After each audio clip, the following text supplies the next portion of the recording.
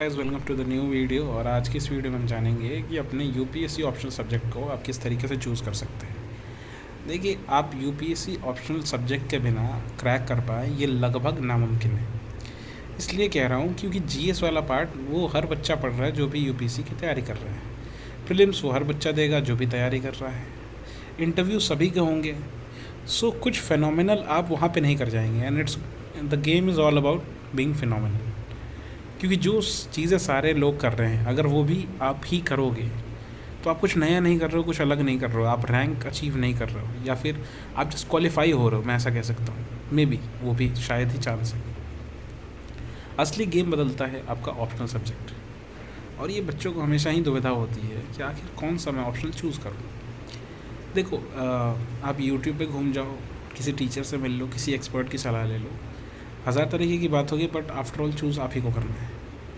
Optional किसके लिए क्या होगा ये बता पाना लगभग नामुमकिन है, क्योंकि सबके लाइफ सर्कमस्टांसेस अलग अलग हैं, सबकी प्रायोरिटीज़ अलग हैं, सबके इंटरेस्ट अलग हैं, सबका बैकग्राउंड अलग है, सबके स्ट्रेंथ अलग है, सबके वीकनेसेस अलग हैं।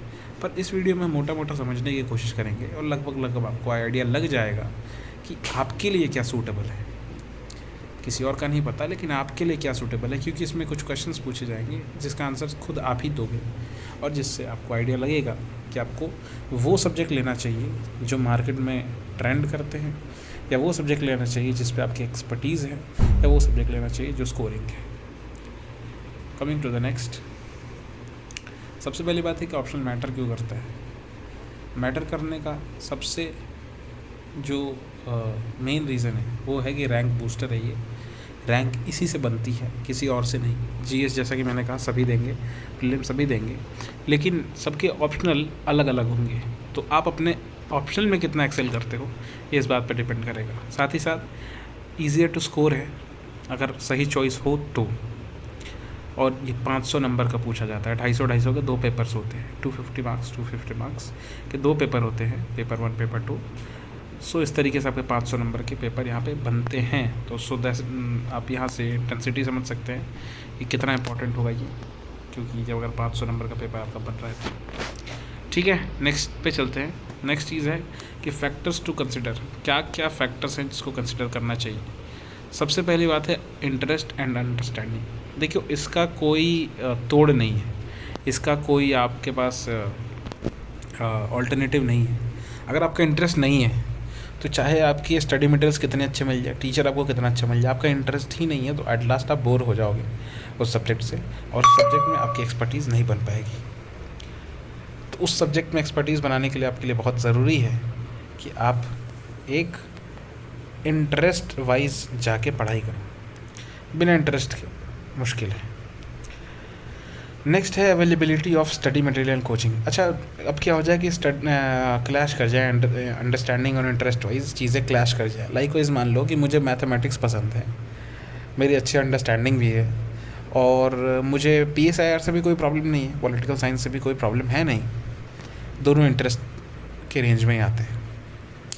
तो अब मैं ये चेक करूँगा कि किसके स्टडी मटेरियल ज़्यादा ईजिली अवेलेबल हैं, कोचिंग या फिर टीचर किसके ज़्यादा अवेलेबल हैं। और तीसरा फैक्टर जो मैं देखूंगा कि जीएस सिलेबस के साथ कौन सा ओवरलैप कर रहा है, क्योंकि जीएस तो देखो आपको पढ़ना ही है। अगर कुछ ऐसा मिल जाए जो कि जीएस के साथ भी ओवरलैप करे और आपके ऑप्शनल में भी हो, so that would be a game changer for you may be. Next है पास्ट सक्सेस रेट को भी हम ध्यान में रखें। अच्छा, ये जो जितनी पॉइंट्स मैंने यहाँ पे लिखे हैं ना, वो सारे पॉइंट्स आपके उसी प्रायोरिटी ऑर्डर में है जिस प्रायोरिटी ऑर्डर में आपको इसको चेक करना है। सबसे पहला चेक आपका इंटरेस्ट एंड अंडरस्टैंडिंग ही होगा, सबसे अटमोस्ट प्रायोरिटी यही है। देन उसके बाद अवेलेबिलिटी ऑफ स्टडी मटेरियल पे जाएंगे, फिर ओवरलैप विद जीएस देखेंगे, फिर देखेंगे कि सक्सेस रेट क्या है। क्योंकि सक्सेस रेट कई बार आपका एक मिथ होता है। हो सकता है कि जो बच्चे उस साल बैठे उनका उस फील्ड में इंटरेस्ट ही ना हो, पर उन्होंने विदाउट इंटरेस्ट ले रखा हो, तो इसलिए वहाँ पे स्कोर नहीं कर पा रहे हैं वो। तो सक्सेस रेट मैटर करता है, बट बहुत ज़्यादा नहीं। नेक्स्ट चीज़ है एकेडमिक बैकग्राउंड। अब आपने एकेडमिक बैकग्राउंड आपका क्या है, आपने 11th-12th में क्या पढ़ी है, आपने ग्रेजुएशन के टाइम पे क्या पढ़ा है, तो ये सारी चीज़ें, ये सारे फैक्टर्स भी मैटर करते हैं। नेक्स्ट है राइटिंग प्रैक्टिस और आंसर एबिलिटी।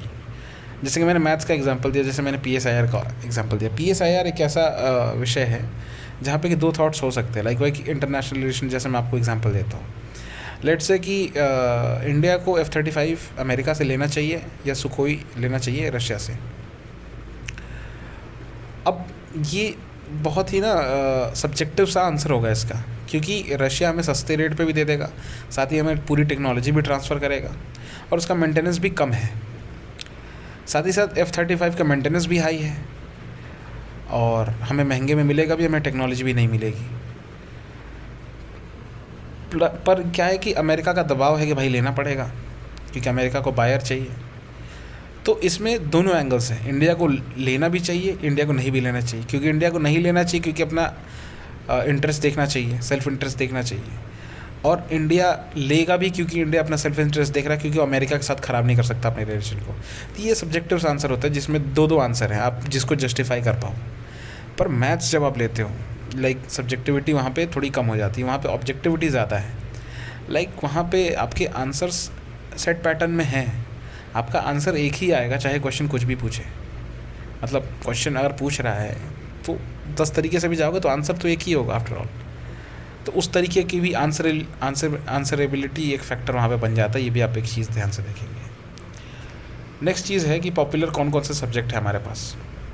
तो पॉपुलर सब्जेक्ट आपको पता ही होगा, PSIR होता है, political science and international relations. Next होता है geography optional, then history, sociology, anthropology, pub ad बोलते हैं जिसको, पब्लिक एडमिनिस्ट्रेशन। नेक्स्ट है लिटरेचर में जैसे इंग्लिश, हिंदी, साहित्य, जो भी चीज़ें आपकी होती हैं, इन सब तरह के सब्जेक्ट आपके पास ऑप्शन में रहते हैं। नेक्स्ट है PSIR जो होता है कहाँ कहाँ ओवरलैप करता है GS पे, तो GS2 GS4 के साथ करता है, इंटरनेशनल रिलेशन, फिर पॉलिटिकल साइंस, ये सब के साथ। ज्योग्राफी जो है वो GS1 GS3, जहाँ पे इन्वायरमेंट वगैरह का भी चैप्टर आपका ओवरलैप करता है। सोशियोलॉजी जो है आपके GS1 और SA में काम आता है, GS1 में एथिक्स वगैरह के साथ काम आ जाता है और SA में तो काम आता ही है। एंथ्रोपोलॉजी जो है वो GS1 सोसाइटी के साथ काम आता है। तो ये कुछ सब्जेक्ट्स थे जो कि सब्जेक्ट ओवरलैप कर रहे थे हमारे इसके साथ। अब ऑप्शन के साथ मिथ्स क्या है, तो ऑप्शन के साथ मिथ्स हैं कि ये जो होता है हमारे पास वो हाईएस्ट स्कोरिंग सब्जेक्ट जो होता है वो चूज़ करें, ठीक है। पर ऐसा कुछ नहीं होता, मैंने पहले भी बताया था कि आप जो पास्ट ट्रेंड्स के हिसाब से जो सिलेक्ट कर रहे हो ये बहुत रीज़नेबल, बहुत ही रिलायबल फैक्टर नहीं होगा। एक रिलायबल फैक्टर वही होगा जो आपके इंटरेस्ट में होगा और जिस पे आपकी कमांड होगी। नेक्स्ट है टॉपर्स को ब्लाइंडली फॉलो करना। अब जैसे मान लो कि कोई फला टॉपर है, उनकी मैंने वीडियो देख ली, उन्होंने बोला कि मैंने तो भाई इसमें ये लिए थे, मेरे अच्छे आ गए। या फिर उन्होंने ये बोला पहले मैंने ज्योग्राफी ऑप्शनल लिया, मैं अच्छा नहीं कर रहा था, फिर मैंने सोशियोलॉजी ऑप्शनल किया और मैं बहुत अच्छा कर गया। तो अब आपको लगा कि नहीं ज्योग्राफी तो मैं भी कर रहा हूँ, या तो आप रिलेटिबिलिटी फैक्टर में लाने लग गए वहाँ पे। ऐसा नहीं होता है।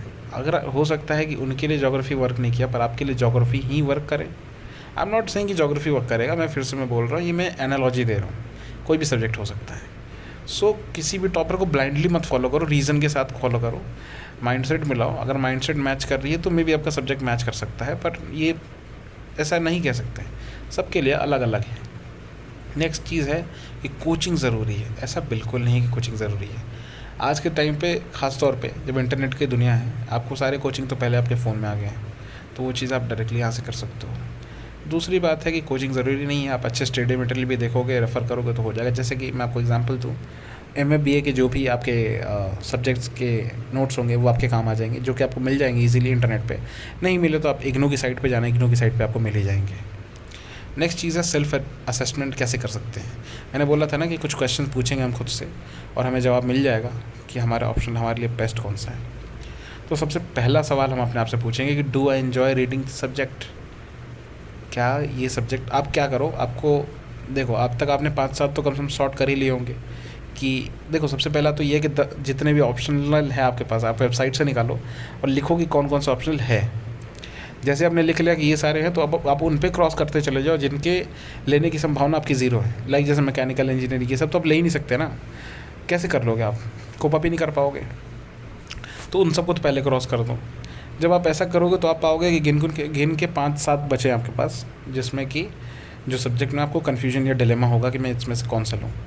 तो सबसे पहला आपको सवाल पूछना है क्या मेरा इंटरेस्ट है इसमें। अब वो आपको एक एक सब्जेक्ट को उठा के खुद से सवाल पूछना होगा। दूसरा क्या है, क्या मैं 1 साल के लिए या उससे ज़्यादा के लिए इसको पढ़ने बैठ सकता हूँ। तीसरा सवाल है, क्या गुड मटेरियल अवेलेबल हैं इसके।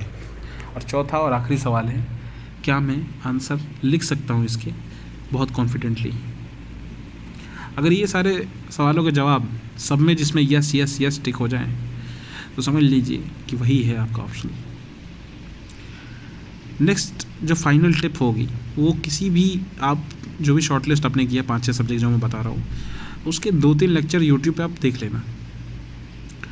आप PYQ चले जाना, ये बहुत इंपॉर्टेंट स्टेप हो जाएगा इसमें। PYQ को ध्यान से आप वेबसाइट से PYQ निकाल लेना, PYQ सॉल्व करके देखना एक बार। आपको जिसमें लग रहा है कि कॉन्फिडेंस आ रहा है आप उसकी तैयारी की तरफ बढ़ सकते हो, तो वो भी एक अच्छा रास्ता होगा, अच्छा ऑल्टरनेटिव होगा आपके ऑप्शनल सिलेक्शन के लिए। नेक्स्ट है कि सीनियर्स से, मेंटोर से बात कर लो अगर मन हो तो। और लास्ट चीज़ है कि अपनी राइटिंग उस सब्जेक्ट में चेक कर लो कैसी है। तो फाइनली यही बात है कि आपकी पर्सनल चॉइस है, आपका पर्सनल वेपन है ये ऑप्शनल, तो ये आप अपने हिसाब से वाइजली चूज़ करें। अब देखो, जब मैदान में उतरे थे राम जी तो तीर धनुष लेके उतरे थे, हनुमान जी गदा लेके उतरे थे, पर ऐसा तो नहीं कह सकते ना कि तीर धनुष ही सबसे बढ़िया है, और ना ही ऐसा कह सकते कि गदा ही सबसे अच्छे है। जिसको जो भाया, जिसका जो हथियार सबसे अच्छा पाया, जो जितने अच्छे से जिसने जिस चीज़ को चलाया वही अच्छा हथियार।